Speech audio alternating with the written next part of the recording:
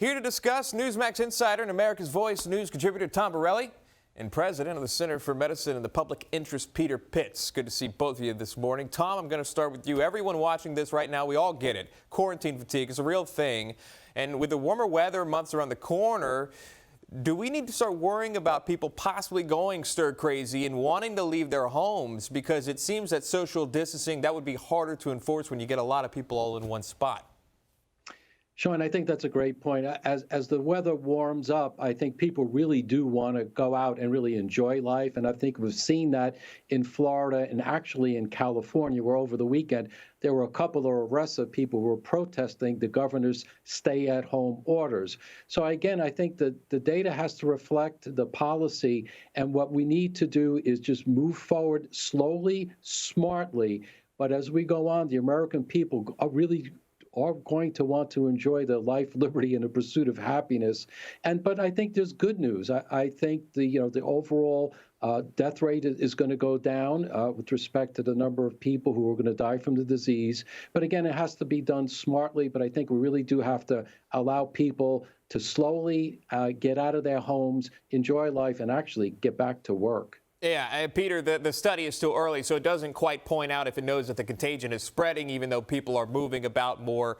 Again, that is something to continue to monitor here. But quarantine fatigue, again, this seems to be something that we all have, and it's not going anywhere.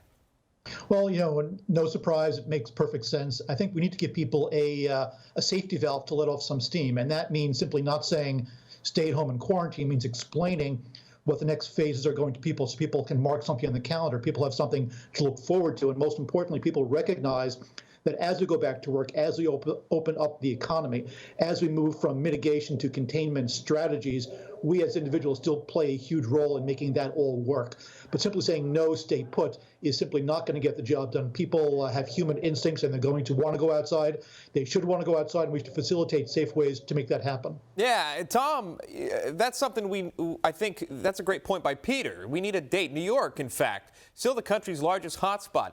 Everyone here is feeling some sort of stress because they've got to stay inside. And the big part about this is we don't really have an end date. And you have Mayor de Blasio saying it may take 20 months here in New York to open up America's largest city. Your response?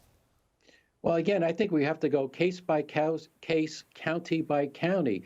All of the state of New York is not New York City. There are counties in upstate New York that have very few cases and actually no deaths. There's really no reason why those areas can't be opened up at this point.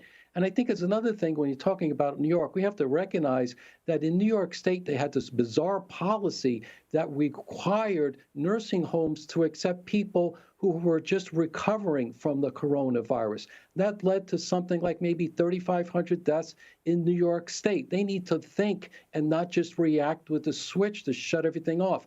That was inexcusable, especially since one of the first cases was in Washington State, where a nursing home, there were a number of deaths. If we can't learn by examples, we're not going to learn. Yeah, in the Seattle area there with that. Peter, your response here again, we want to see an end date. Again, New York City, home to 8.5 million people. It doesn't look like we have one anytime soon. There's not even a plan that possibly will be put into place until June 1st, according to the mayor.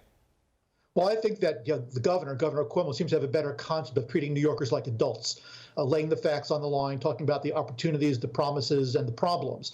I think Mayor de Blasio, not so much. I think he is thinking about this in political terms, turning New York into a socialist paradise through COVID-19. People have simply stopped listening. I think people listen to leaders who treat them like adults, and that's a good lesson to learn on the local, state, and federal level. Peter, I'll stay with you, and then I'll get to you, Tom. Peter, 3/4 of the states here have closed their schools for the academic year. There's a lot of talk of how you reopen. There's one study that says, okay, you can reopen your schools eventually, but you can't have any sports. You need to continue doing distance learning, changing the entire landscape of education. Well, this year academically is shot. Let's just admit it and move on. I think moving forward into the fall, I think that we can do smart things. Places like Denmark have been extremely strategic and tactical. Clearly, distancing is important. Clearly, we have to think about large gatherings, i.e. sports.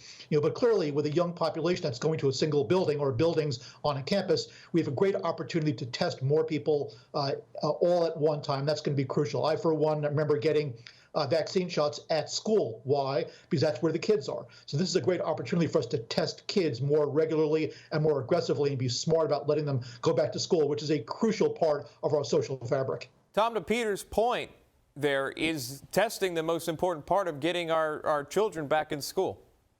Well, I think it's part of it, but again, each school system around the country is vastly different, and to a certain extent, and thank God, younger people have not been really dramatically affected by the coronavirus. So that's a good thing. And to the extent that they may get it and not have any symptoms, that can start to contribute to herd immunity, which is really important. So again, I think it's got to be case by case. We got to use our brains, not just react, use the data to determine the policy. There's a way out of this mess, and I think smart leaders will figure it out.